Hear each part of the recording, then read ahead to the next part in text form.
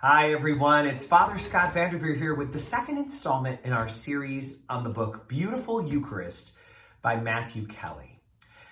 I'd like to talk with you today about chapters 1, 2, and 3 and about some of the themes that came up as we reflected on the power of the Eucharist in our lives.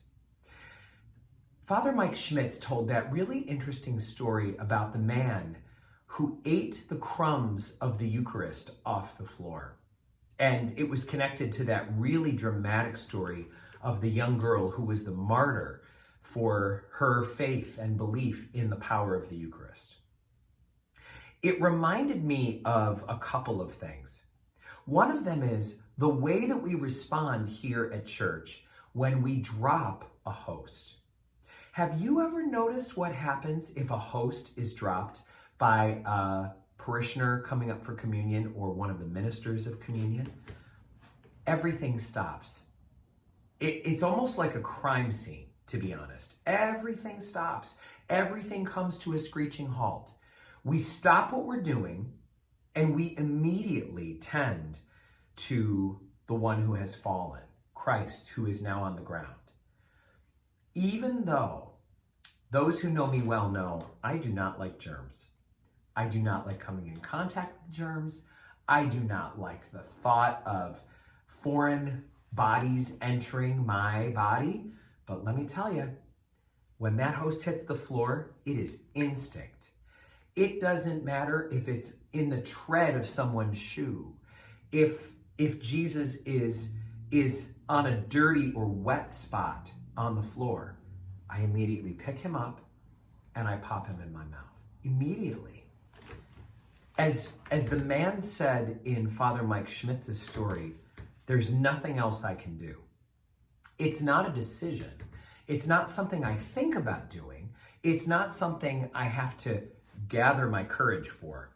It's instantaneous. It's just what I do. This year, we're hoping to bring the cup back to our masses here at St. Mary's and once again receive the blood of Christ. When we do that, it is going to be a very powerful experience if any of the drops of precious blood are lost or fall onto the ground. Again, we treat it like a crime scene. It is the blood of Christ. We might look rather suspicious to anybody who is not clear on our belief in the real presence of the Eucharist. We might look like we're being superstitious or strange, but that's not our experience of this at all. When we experience Jesus being somehow compromised by being spilled or his crumbs being dropped, we treat it as seriously as a medical emergency. It shows our deep belief in the value of the Eucharist.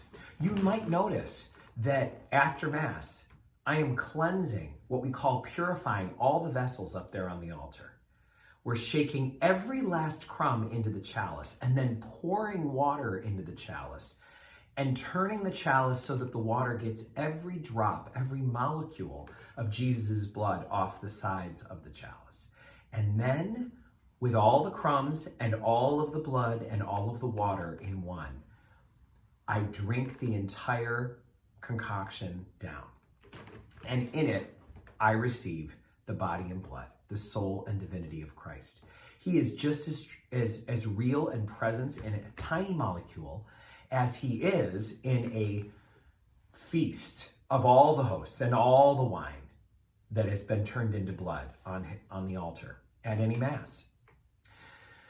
So friends, it's interesting for us to recognize that the way we go about regarding the Eucharist demonstrates what we believe about it. It shows what our belief is about the power of Jesus' presence, the presence of Christ in the Eucharist. That gets demonstrated by our attention to the crumbs and the drops and the molecules. We got to hear a beautiful quote from St. Margaret of Cortona, who has a church named after her in Rotterdam Junction, New York, not far from Schenectady.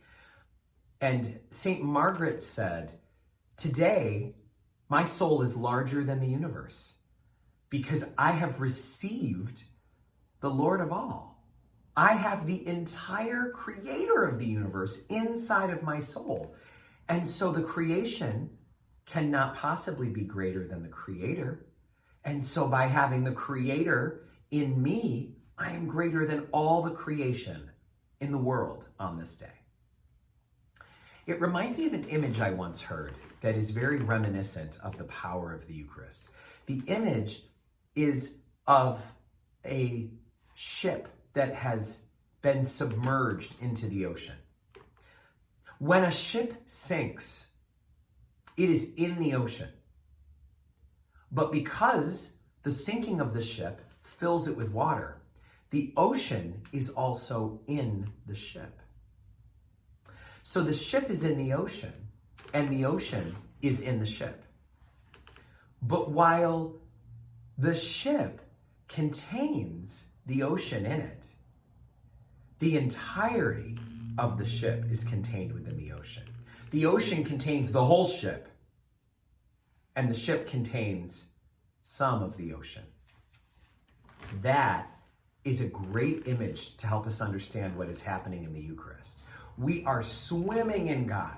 We are drenched in God. God is everywhere. We are surrounded in every possible way by God. And when we receive the Eucharist, we take the real presence of Christ right inside of us, inside our vessel, our ship.